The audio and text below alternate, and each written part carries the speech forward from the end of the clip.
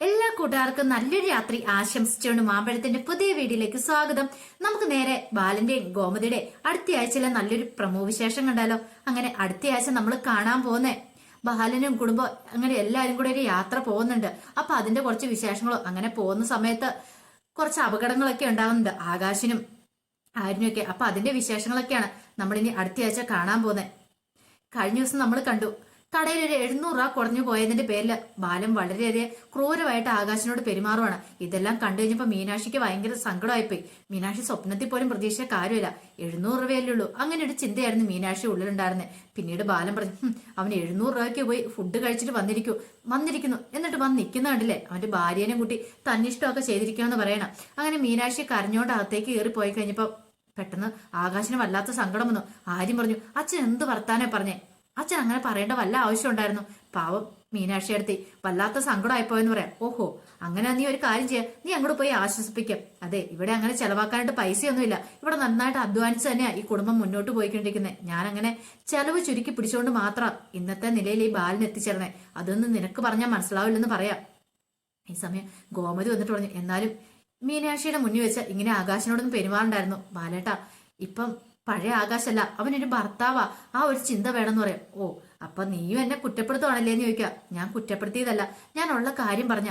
ഇതിൽ കൂടുതൽ ഞാൻ എങ്ങനെയാ പറയണേ എന്ന് പറഞ്ഞിട്ട് ഗോമതി അങ്ങോട്ട് പോവാണ്. ഈ സമയത്ത് ധർമ്മം വന്നിട്ട് പറഞ്ഞു, ഏട്ടത്തി പറഞ്ഞ് ശരിയായിട്ടുള്ള കാര്യം ഒന്ന് ഓർത്തു വെക്കേ. എല്ലാവരുടെയും മുന്നിൽ വെച്ച് തന്റെ ഭർത്താവിനെ ഇങ്ങനെ കുറ്റപ്പെടുത്തി കഴിയുമ്പം മീനാക്ഷിക്ക് ഭയങ്കര വിഷമമാവും. പോരാത്തതിന് മീനാക്ഷി ഒരു വലിയ കുടുംബത്തിൽ നിന്ന് വന്ന പെൺകുട്ടിയാ. അവൾ ഈ വീടുമായിട്ട് ഇങ്ങനെ അഡ്ജസ്റ്റ് ചെയ്ത് പോകുന്നുണ്ടല്ലോ. എന്നെ സംബന്ധിച്ചോളം ആകാശിനും ഈ കുടുംബത്തിനും കിട്ടാവുന്ന വെച്ച ഏറ്റവും നല്ല ബന്ധമാളിയാ മീനാക്ഷിയുടെ ബന്ധം. അപ്പൊ ആ കുട്ടി എന്ന് പറയുന്നത് നല്ല പെൺകുട്ടിയായിട്ടാ എനിക്ക് തോന്നുന്നത്. അതുകൊണ്ട് അവൾ ഇങ്ങനത്തെ രീതി വേദനിപ്പിക്കില്ല. ഇനിയെങ്കിലും ആകാശിനെ വഴക്ക് പറയുന്ന സമയത്ത് ഇനി മീനാക്ഷിയുടെ മുന്നിൽ വെച്ച് മാക്സിമം അത് ഒഴിവാക്കണം. അല്ലെങ്കിൽ ഒരു 700 രൂപയ്ക്ക് വേണ്ടിയിട്ട് അളിയൻ ഇത്രമാത്രം വഴക്ക് പറയേണ്ട ആവശ്യം ഉണ്ടായിരുന്നോ? ആകാശ് കടയിൽ കിടന്ന് എത്രമാത്രം പണിയെടുക്കുന്നുണ്ട്. അതിനകത്ത് അവനൊന്നും ഒരു കണക്ക് പോലും പറയാറില്ലല്ലോ. എന്തെങ്കിലും ആവശ്യം വന്നിട്ടുണ്ടെങ്കിൽ എന്നോട് ചോദിച്ചിട്ടല്ല പണമൊക്കെ എടുക്കാറുള്ളൂ. പിന്നെ എന്തിനാണ് ഇങ്ങനെയൊക്കെ ചെയ്തേ? എന്നാലും ഇത് കുറച്ച് ക്രൂരതയായി പോയെന്ന് പറയണം. ആര്യം വന്നിട്ട് അച്ഛനോട് ഇത് പറഞ്ഞിട്ടൊന്നും കാര്യമില്ല. അച്ഛൻ എപ്പോഴും അച്ഛന്റെ രീതിയിൽ അച്ഛന്റെ ന്യായങ്ങളും വാദങ്ങളും തത്വങ്ങളും അച്ഛന്റെ പ്രധാനം. മറ്റുള്ളവരുടെ വിഷമം അച്ഛന് മനസ്സിലാവില്ലോ. ആരിന് പിന്നെ ഒരു കാര്യമുണ്ട്, ആരുടെ മുന്നിലും എന്ത് തുറന്നു പറയും. ഒന്നും മനസ്സിൽ വെച്ചോണ്ടിരിക്കില്ല. വെട്ടൊന്നും മുറിലുണ്ട്, തെറ്റാണെങ്കിൽ തെറ്റാന്ന് മുഖത്ത് നോക്കി പറയും. അതിനിപ്പോ ആരെയും പേടിക്കണ്ട. അച്ഛനെ ആണെങ്കിലും ശരി, അമ്മേനെ ആണെങ്കിലും ശരി, ആരെയും പേടിക്കണ്ട എന്നൊരു നിലപാടാണ് ആര്യനുള്ളത്. അത് എല്ലാം കൂടി നല്ലൊരു നിലപാട് തന്നെയാണ്. കാരണം ഒന്നും മനസ്സിൽ വെച്ചോണ്ട് പെരുമാറത്തില്ല. പിന്നീട് ആര്യനും കൂടെ അങ്ങനെ കയറിപ്പോയപ്പോൾ ബാലിന് തോന്നി താൻ ചെയ്തു പോയൊരു തെറ്റാണ്, ഒരിക്കലും അങ്ങനെ പറയാൻ പാടില്ലായിരുന്നു. അതും മീനാക്ഷിയുടെ മുന്നിൽ വെച്ച ആകാശിനെ കുറ്റപ്പെടുത്തിയത് തെറ്റായപ്പോന്ന് ബാലന്റെ ഉള്ളിലൊരു ചിന്തയൊക്കെ ഉണ്ടാകുന്നുണ്ട്. പിന്നീട് ബാലൻ മുറിയിലേക്ക് ഇങ്ങോട്ട് കയറി ചെല്ലുവാണ്. ഈ സമയത്ത് ഗോമതി വല്ലാത്ത സങ്കടത്തോടെ ഇരിക്കുന്നുണ്ട്. ഗോമതി ചൊല്ല, നീ മീനാക്ഷി എടുത്ത് പോയോ? ഞാൻ പോയില്ല എന്ന് പറയാ. എനിക്കെന്തോ വല്ലാത്ത സങ്കടം തോന്നിന്ന് പറയണേ. ഈ സമയം ആകാശം മുറിയിലേക്ക് വന്നു. ആകാശം മുറിയിലേക്ക് വന്നപ്പം മീനാക്ഷി കരഞ്ഞുകൊണ്ടിരിക്കുകയായിരുന്നു. മീനു, നീ ഇത്തവണത്തേക്കൊന്ന് ക്ഷമിക്കുക. അച്ഛന്റെ കാര്യം അറിയാലോ. ഇതൊക്കെ അറിയുമായിരുന്നെങ്കിൽ ഞാൻ പൈസ കൊടുത്തേനും. ഞാൻ ആകാശിനോട് പറഞ്ഞല്ലേ ഞാൻ പൈസ കൊടുത്താളാന്ന്. പിന്നെന്താ, എന്റെ പൈസ ഉണ്ടായിരുന്നല്ലോ. അല്ല അത് പിന്നെ മീനാക്ഷി, നമ്മൾ രണ്ടും കൂടെ പോകുമ്പോ ഞാനല്ലേ ഭർത്താവ്, ഞാനല്ലേ കൊടുക്കേണ്ടയാള്. ഇങ്ങനെ അച്ഛൻ കണക്ക് പറയുന്നത് എനിക്ക് അറിയില്ലായിരുന്നു ആകാശേ. അങ്ങനെയായിരുന്നെങ്കിൽ ഒരു കാരണവശാലും ഫുഡ് കഴിക്കാൻ പോലും ഞാൻ ആകാശിനെ കൊണ്ടുപോകത്തില്ലായിരുന്നു. ഞാൻ കാരണം എല്ലാവരെയും മുന്നിൽ ആകാശം നാണം കെട്ടില്ലേ. എനിക്കിത് സഹിക്കാൻ പറ്റുന്നില്ല. എന്റെ വീട്ടിൽ ഞാൻ ഇങ്ങനെയൊന്നും അല്ല കണ്ടു വളർന്നിരിക്കുന്നത്. അതുകൊണ്ടായിരിക്കും ഒരു പക്ഷെ എനിക്ക് ഇത്രമാത്രം സങ്കടമായത്. പോട്ടെ മീനു, നീ എന്നെയും കൂടെ സങ്കടപ്പെടുത്തില്ല എന്ന് പറഞ്ഞ് ആശ്വസിപ്പിക്കുന്നുണ്ട്. ഇത് കേട്ടപ്പം മീനാക്ഷി പറഞ്ഞു, എത്രയെന്ന് വെച്ചാൽ ആകാശം ഞാൻ സഹിക്കുന്നേ. ഞാൻ സഹിക്കുന്നതിന് ഒരു പരിധിയില്ലേ.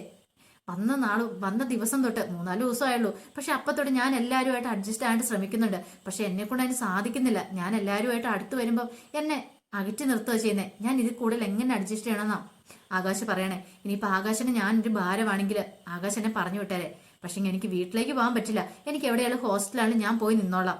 കാരണം എന്താണെന്നറിയാവോ, എനിക്കൊരു ജോലിയുണ്ട്. അപ്പൊ ഞാൻ എന്റെ സ്വന്തം കാലം നിൽക്കാൻ എനിക്കറിയാം. ഇനിയിപ്പൊ ഞാനൊരു ഭാരമാണെന്ന് ആകാശിന് എപ്പോഴാണെങ്കിലും തോന്നുവാണെങ്കിൽ ഒരു വാക്കൊന്ന് പറഞ്ഞാൽ മതി എന്ന് പറയാം. ഇത് കേട്ടത് ആകാശ് പറഞ്ഞു, മീനു നീ എന്താ ഇങ്ങനെയൊക്കെ പറയണേന്ന് ചോദിക്കണം. ഈ സമയത്ത് ആര്യം എനിക്ക് അങ്ങോട്ട് വന്നേ. ആര്യം വന്നിട്ട് അല്ല മീനാക്ഷി അടുത്ത് എന്താ കരയുമായിരുന്നു എനിക്ക്. ഒന്നുമില്ല. ഇതിനൊക്കെ സങ്കടപ്പെടാൻ തുടങ്ങിയിട്ടുണ്ടെങ്കിൽ അതിന് മാത്രം സമയം ഉണ്ടാവുള്ളൂ. മീനാക്ഷിയുടെ ധൈര്യമായിട്ടിരിക്കുക. എങ്ങനെ സന്തോഷം തോന്നാനാ? ആരും തന്നെ കണ്ടില്ലെന്ന് വെക്കണം. ഇതൊക്കെ നമുക്ക് ശരിയാക്കി എടുക്കാം. ഇപ്പൊ മീനാക്ഷി അടുത്ത ആവശ്യം എന്താ? ടൂറ് പോകണം, അതല്ലേ ഉള്ളൂ. ടൂറ് പോയേക്കാന്ന് പറയണം. അത് അച്ഛൻ സമ്മതിക്കോ? അതൊക്കെ ഞങ്ങൾ പറഞ്ഞ് സമ്മതിപ്പിച്ചോളാന്ന് പറയുന്നുണ്ട്. മീനാക്ഷിയുടെ മനസ്സിനെ സന്തോഷിപ്പിക്കാൻ വേണ്ടിയിട്ടാ ആര്യൻ അങ്ങനെ പറഞ്ഞേ. പിന്നീട് ആര്യന് നേരെ ബാലന്റെ അടുത്തേക്ക് ചെല്ലുവാണ്. ബാലനോട് എന്നിട്ട് അതെ അച്ഛൻ എനിക്ക് ചില കാര്യങ്ങളൊക്കെ സംസാരിക്കാണ്ടെന്ന് പറയാം. എന്താണ് നിനക്ക് സംസാരിക്കാനുള്ളത്? എനിക്ക് പറയാനുള്ളത് ആകാശേട്ടൻ മീനാക്ഷിയേട്ടത്തെയും കുറിച്ച്. എന്താ നിനക്ക് അവരെ കുറിച്ച് ഇത്ര പറയാനുള്ളത്? അല്ല, ആകാശേട്ടൻ വന്ന് പറയുമെന്ന് എനിക്ക് തോന്നുന്നില്ല. പക്ഷേങ്കിൽ കല്യാണം കഴിഞ്ഞ് അവർക്കും പുറത്തു പോകണമെന്ന് ആഗ്രഹമില്ലേ?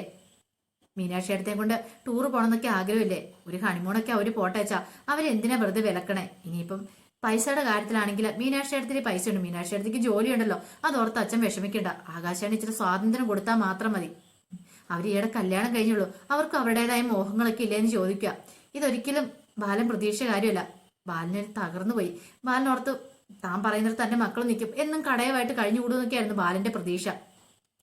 ഇതറിഞ്ഞിട്ട് കേട്ട് ജീവൻ ബാലൻ നേരെ മുറിയിലേക്ക് ചെല്ലുവാണ്. അപ്പൊ ഗോമതി പറഞ്ഞു, ആര്യം പറഞ്ഞാൽ എന്താ തെറ്റിരിക്കുന്നത്? നമ്മളും കല്യാണം കഴിഞ്ഞതിന് ശേഷം നമുക്കും പല ആഗ്രഹങ്ങളില്ലായിരുന്നു ബാലേട്ട, എന്നിട്ട് നമ്മളോ? അപ്പൊ അതുപോലെ തന്നെയല്ലേ ഇവരും സ്നേഹിച്ച് കല്യാണം കഴിച്ചവരാ എന്ന് പറയുന്നുണ്ട്. പക്ഷെ ബാലൻ ആ കാര്യം മാത്രം പറഞ്ഞില്ല. താൻ ആകാശനോട് ആദ്യ രാത്രി പറഞ്ഞ കാര്യം, ആനന്ദിന്റെ വിവാഹം കഴിഞ്ഞതിന് ശേഷം മാത്രമേ നിങ്ങൾക്കൊരു കുഞ്ഞുണ്ടാവാൻ പാടുള്ളൂന്നൊക്കെ, ഒരു കുടുംബജീവിതം നയിക്കാൻ പാടുള്ളൂന്നൊക്കെ. അതും കൂടെ അറിഞ്ഞിട്ടുണ്ടെങ്കിൽ ഇവരെല്ലാവരും എന്താ ചിന്തിക്കുന്നതിനെ കുറിച്ച് അങ്ങനെ ഒരു ചിന്ത ബാലന്റെ ഉള്ളിലുണ്ടായിരുന്നു. പിന്നീട് ബാലൻ പറഞ്ഞു, ഇനിയിപ്പം ഹണിമൂൺ പോണേ, ടൂർ പോകണമെന്ന് ആഗ്രഹമെങ്കിൽ ഞാനായിട്ടൊരു എതിരും പറയുന്നില്ല എന്ന് പറയണേ. ഇത് കേട്ടതും ഗോമതി, സത്യമാണോ ബാലേട്ട പറയണേ? സത്യവാ, പോയേക്കാന്ന് പറയണേ. പോയേക്കാന്ന്? അതെ, നമുക്ക് എല്ലാവർക്കും കൂടി ഒരു ടൂർ ഞങ്ങൾ പ്ലാൻ ചെയ്തേക്കാം, എല്ലാവർക്കും കൂടെ പോകാന്ന് പറയണേ. അല്ല, അത് നമ്മളെല്ലാരും അല്ല, കല്യാണം കഴിഞ്ഞിട്ട് നീ ഞാനും അധികം പുറത്തു പോയിട്ടില്ല. അത് മാത്രമല്ല, നമ്മുടെ വീട്ടിലുള്ള അനുസരിയോ ആരും പുറത്തു പോയിട്ടില്ല. ഏത് സ്ഥലം വേണമെന്ന് പറഞ്ഞാൽ മതി, അവിടെ നമുക്ക് പോയേക്കാന്ന് പറയാം. ഈ സമയത്ത് ഗോമതി, ഞാൻ അവരോടൊന്ന് ചോദിക്കട്ടെ എന്ന് പറയണം. അങ്ങനെ മീനാക്ഷി ഗോമതി ഭയങ്കര സന്തോഷത്തോട് കൂടിയിട്ട് മീനാക്ഷിയുടെ അടുത്തേക്ക് വരുന്നുണ്ട്. അങ്ങനെ വന്നിട്ട് മീനാക്ഷിയോട് പറഞ്ഞു, അതെ അച്ഛൻ ടൂർ പോകാൻ സമ്മതിച്ചിട്ടുണ്ടെന്ന് പറയണം. ഇത് കേട്ടത് മീനാക്ഷിക്ക് ഭയങ്കര സന്തോഷമായി. അല്ല, എവിടെയാ പോകണ്ടേന്ന് ചോദിച്ചെന്ന് പറയണം. ഇത് കേട്ടത് മീനാക്ഷി ഓർത്തു, കൊടൈക്കനാൽ പോയാലോ? അവിടെയല്ലേ അമ്മയൊക്കെ ആദ്യം ടൂർ പോയത്, അവിടെ പോകാന്ന് പറയണം. അല്ലെങ്കിൽ പിന്നെ മൂന്നാറ്, ഈ രണ്ട് സ്ഥലത്ത് ഏതിലൊരു സ്ഥലത്ത് പോകാന്ന് പറയണം. ഞാൻ ബാലേട്ടനോടൊന്ന് സംസാരിച്ചു നോക്കാം. പിന്നെ എല്ലാവരും കൂടെ പോകുന്ന കാര്യം പറഞ്ഞെന്ന് പറയണം. ഇത് കേട്ടതും ആകാശ് ചോദിച്ചു, എല്ലാവരും കൂടെയോ? അതിങ്ങനെ ഞങ്ങളുടെ ഹണിമൂൺ ട്രിപ്പ് അല്ലേ, അപ്പൊ പിന്നെ എല്ലാവരും കൂടെ? അതൊന്നും എനിക്കറിയത്തില്ല, ബാലേട്ടൻ അങ്ങനെ പറഞ്ഞേ. ഇതുവരെയായിട്ടും ബാക്കി ആനന്ദാണെങ്കിലും അനുസരിയാണെങ്കിലും പുറത്തൊരിടത്തും ടൂർ പോകുന്നും ചെയ്തിട്ടല്ലോ. അപ്പൊ എല്ലാവർക്കും കൂടെ ഒരു ടൂർ പ്രോഗ്രാം ഒരു ടൂർ പ്രോഗ്രാം പ്ലാൻ ചെയ്തിരിക്കുന്നു പറയാം. ഇത് പറഞ്ഞിട്ട് ഗോമതി കൂടെ പോവാണ്. ഈ സമയം മീനാക്ഷി ചോദിച്ചു, ആകാശ് ഇത് എന്താ? അത് എല്ലാവരും കൂടെയാണോ ഒരു ഹണിമൂൺ? നമുക്ക് നമ്മുടെ പ്രൈവസിക്ക് വേണ്ടി നല്ല പോകുന്നേ. എന്റെ ദൈവമേ, ഇതെങ്കിലും നടന്നാൽ മതിയായിരുന്നു എന്ന് എന്റെ പ്രാർത്ഥന. പ്രൈവസി ഒന്നും കിട്ടത്തില്ല. അവിടെ ചെന്ന് കഴിയുമ്പോൾ നമുക്ക് നമ്മുടേതായ ഒരു പ്രൈവസി ഉണ്ടാക്കാം. എല്ലാവരുടെ ഒപ്പം നിന്നാലേ കുഴപ്പമുള്ളൂ.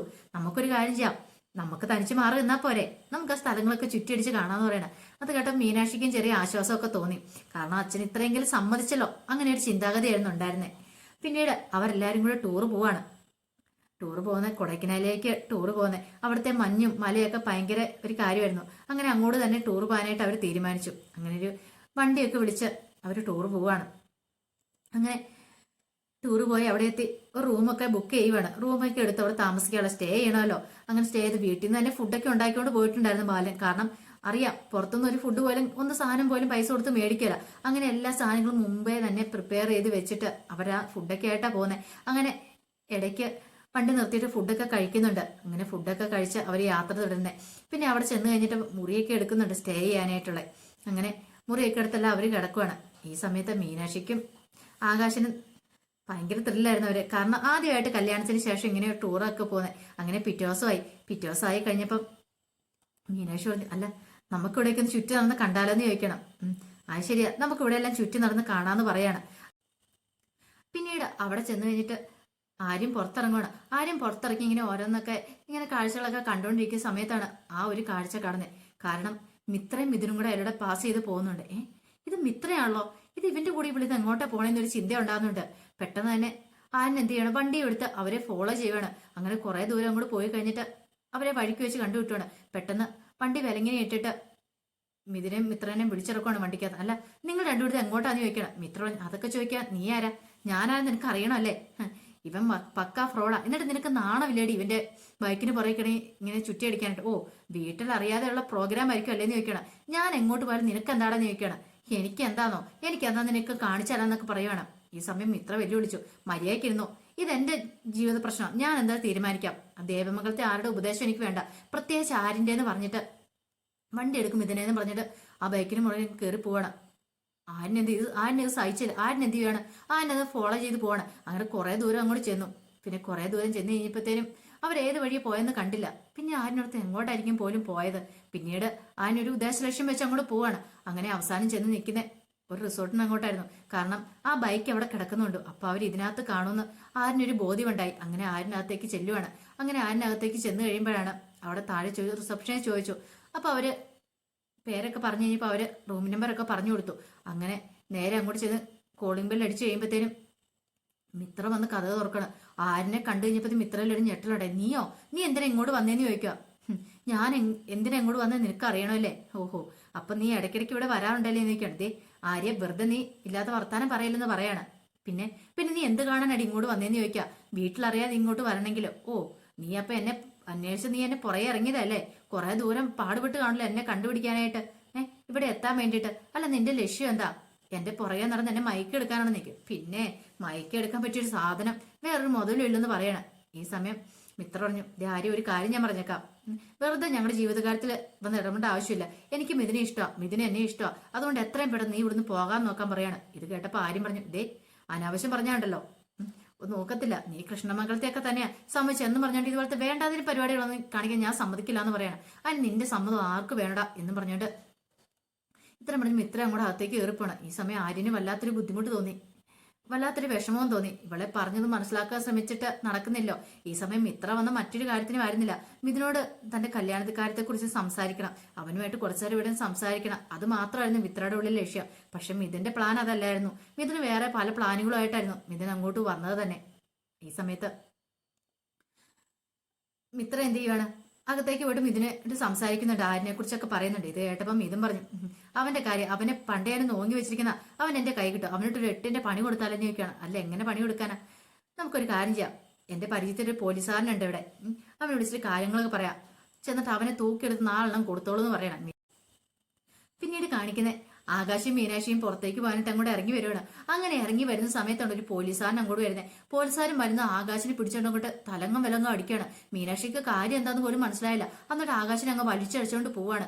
ഈ സമയം മീനാക്ഷി എന്ത് ചെയ്യുവാണ്, മീനാക്ഷി കരഞ്ഞോണ്ട് പുറകെ ചെല്ലുവാണ്. പക്ഷെ അയാൾ വിടാൻ കൂട്ടാക്കില്ല. അങ്ങനെ അയാൾ വലിച്ചടിച്ചോണ്ട് അങ്ങോട്ട് പോവാണ്. ഈ സമയം മീനാക്ഷി അലറി കരഞ്ഞോണ്ട് പുറകെ ചെല്ലുവാണ്. അപ്പോഴാണ് ആരിനെ അങ്ങോട്ട് വരുന്നത്. എന്താ അടുത്തെന്ന് ചോദിക്കുകയാണ്. അതെ, ആകാശാനെ കൊണ്ടുപോയെന്നാണ്. ആകാശാനെ കൊണ്ടുപോയി എങ്ങോട്ട്? അപ്പം മീനാക്ഷി ഇങ്ങനെ പറഞ്ഞു. പെട്ടെന്ന് തന്നെ ആരിനും അങ്ങോട്ട് ഓടിച്ചെല്ലുവാണ്. അങ്ങനെ ഓടിച്ചെല്ലുമ്പോൾ കാണുന്ന കാഴ്ച ആകാശിനെ പിടിച്ചിട്ട് അടിക്കുന്നതാണ്. പോലീസുകാരൻ ആകാശിനെ പിടിച്ചിട്ട് അടിക്കുന്ന കാഴ്ചയാണ് കണ്ടത്. ഇത് കണ്ടതും ആരിന് എന്ത് ചെയ്യുവാണ്, ആരിന് അങ്ങോട്ട് ചെന്ന് പോലീസുകാരനെ പിടിച്ചു മാറ്റാൻ ശ്രമിക്കുന്നുണ്ട്. അങ്ങനെ അവിടെ ഭയങ്കര അടിയും പിടുത്തമായി. പിന്നീട് ഈ കാഴ്ചയിൽ അങ്ങോട്ട് മീനാക്ഷിക്ക് ആപ്പാടെ വെപ്രാളമായി പോയി. പിന്നീട് മീനാക്ഷിനെ പിടിച്ച് അടിക്കാൻ നോക്കുമ്പോൾ മീനാക്ഷി എന്ത് ചെയ്യുവാണ്, ആ തേയിലത്തോട്ടത്തിൽ ഓടുമായിട്ട് ഒരു മരത്തിന്റെ മറവിൽ പോയിരുന്ന് നോക്കുന്നുണ്ട്. മീനാക്ഷിക്ക് ഒരു കെടുകട ഇങ്ങനെ വരച്ചോണ്ടിരിക്കുക. എന്താ സംഭവിക്കുന്ന പോലും മീനാക്ഷിക്ക് ഒരു നിമിഷം മനസ്സിലാകുന്നില്ലായിരുന്നു. അപ്പൊ എന്തിനു വേണ്ടിയിട്ട് ആ പോലീസുകാരൻ വന്ന് അടിച്ചതെന്ന് അറിയത്തില്ല. ഒരു പക്ഷേങ്കിൽ അത് മിഥുന്റെ കളികളായിരിക്കും, അല്ലെങ്കിൽ ഇത് രവിയുടെ കളികളായിരിക്കും. രവി ആകാശനിട്ട് ഒരു പണി കൊടുക്കാനായിട്ട് തീരുമാനിച്ച് ആണെന്നും പറയാൻ പറ്റില്ല. അപ്പൊ അതിന്റെ വിശേഷങ്ങളൊക്കെ അറിയണമെങ്കിൽ നമുക്ക് ഫുൾ വിശേഷം വന്നാൽ മാത്രമേ എന്താ സംഭവം എന്ന് അറിയാൻ പറ്റുള്ളൂ കേട്ടോ. അപ്പൊ അതിന് വിശേഷങ്ങളൊക്കെ നമുക്ക് എല്ലാവർക്കും കാത്തിരിക്കാം കേട്ടോ. ഒരിക്കൽ കൂടി എല്ലാവർക്കും നല്ലൊരു ദിവസം ആശംസിച്ചു നിർത്തുന്നു. നന്ദി.